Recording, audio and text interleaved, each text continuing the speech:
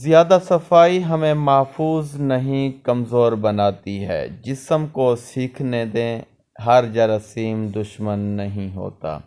حد سے زیادہ صفائی، مدافعتی نظام کمزور کیوں؟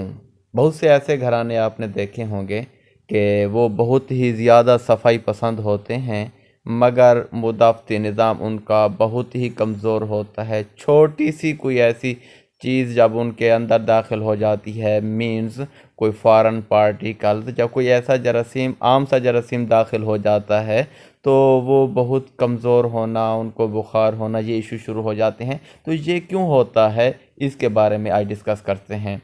ہم صاف رہنا چاہتے ہیں لیکن حد پار ہو جاتی ہے، یہی سے مسئلہ شروع ہوتا ہے۔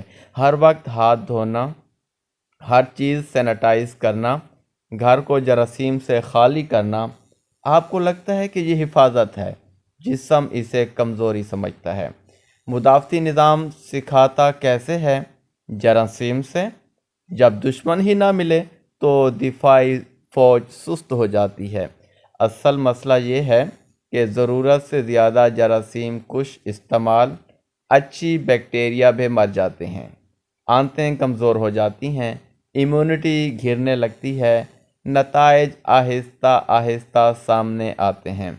کیا ہوتا ہے کہ بار بار نزلہ ہوتا ہے، الرجی میں اضافہ ہو جاتا ہے، جلدی انفیکشن، بچوں میں کمزور مدافعت۔ طبی مشاہدات میں یہ بات سامنے آئی ہے کہ متوازن جراثیم مدافعتی نظام کو تربیت دیتے ہیں۔ زیادہ صفائی اس توازن کو توڑ دیتی ہے۔ کن کو زیادہ نقصان ہوتا ہے؟ ان میں سے چھوٹے بچے، الرجی والے افراد، ہر وقت سینیٹائزر استعمال کرنے والے۔ کن کو احتیاط کرنی چاہیے؟ کمزور مدافعت والے، جلد کے امراض، اور بہترین وقت صفائی صرف ضرورت کے وقت کریں۔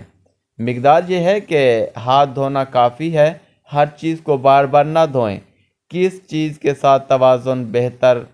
قدرتی ماحول، مٹی سے کھیل، گھر کا سادہ کھانا، اور زیادہ صفائی ہمیں محفوظ نہیں کمزور بناتی ہے۔ جسم کو سیکھنے دیں، ہر جراثیم دشمن نہیں ہوتا۔ تھینک یو، اللہ حافظ۔